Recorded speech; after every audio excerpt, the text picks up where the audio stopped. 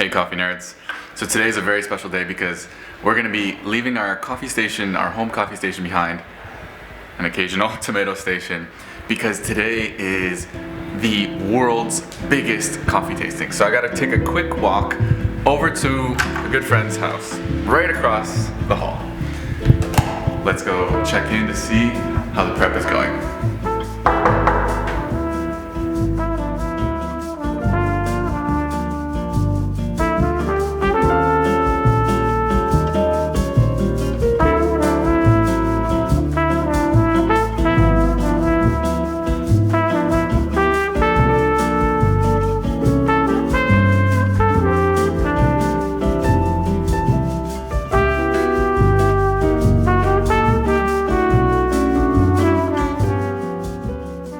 Spoilers, please, today.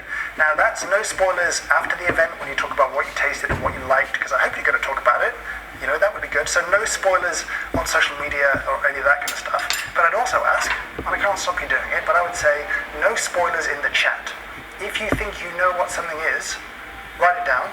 We'll see if you're right later on, but don't stick it in the chat until it's time to talk about what we think they are, because you can kind of throw other people off that way and kind of warp their experience by putting words in their head. So please, please, please, for today and for the next couple of days at least, no spoilers.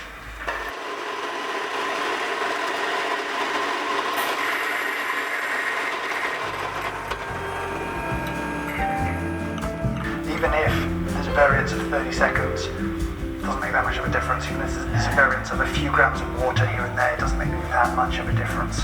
It's a very neat, very easy, consistent way to brew. Now, these are too hot to taste.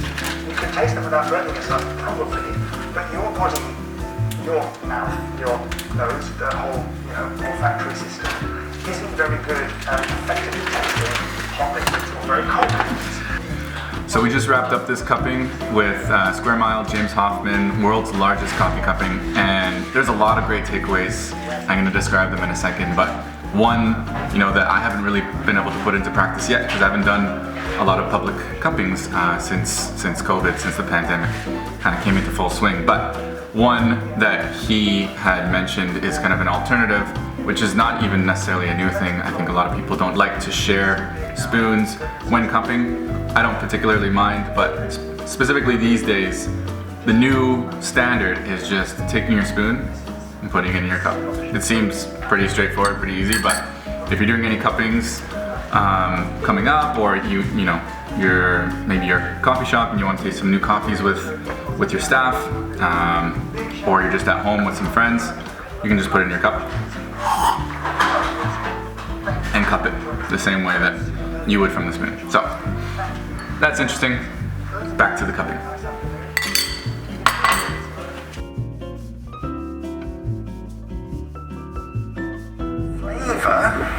Flavor here, again, is very Marmite-y.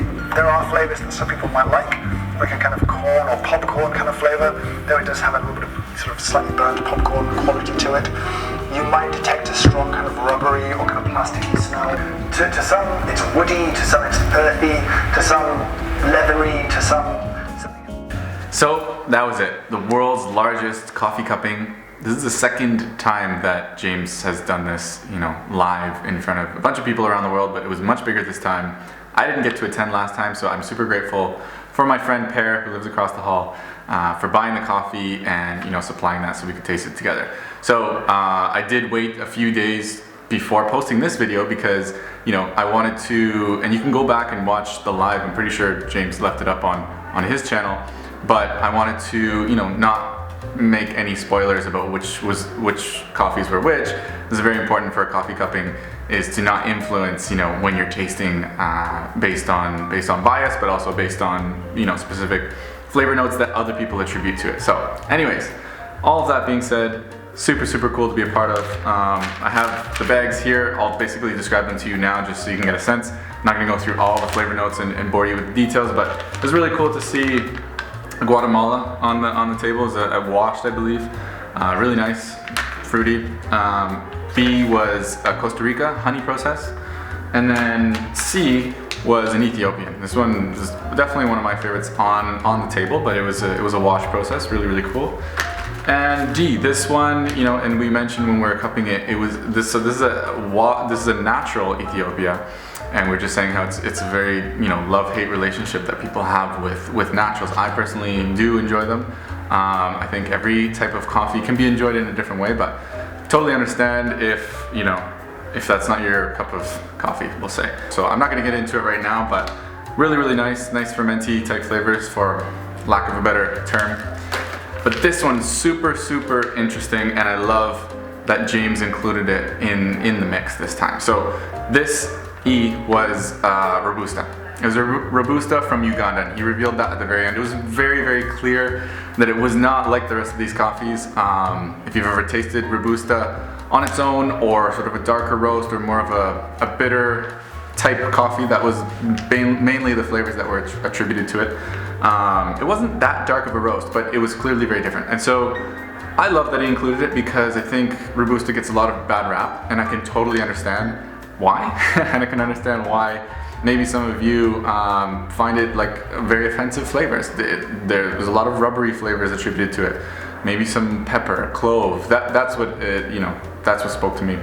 But it was interesting, because earlier this year when I was back in India in January, and we went to a few farms and had some really great Arabicas there, but I also got to taste some really great Robustas, and so it was nice to see that contrast, and then be able to see it on this table contrasted with a lot of other great Arabica coffees. So I'm curious, what do you think about Robusta? A lot of people find the flavors to be offensive, but some people find the concept of it to be a little bit offensive, or maybe it has sort of a bad stereotype. I'm curious about this. I know that in the past it's been used as a sort of a filler for a lot of coffees. It is higher in caffeine, but I'm curious what your relationship with Robusta is and why. So feel free to leave that down in the comments.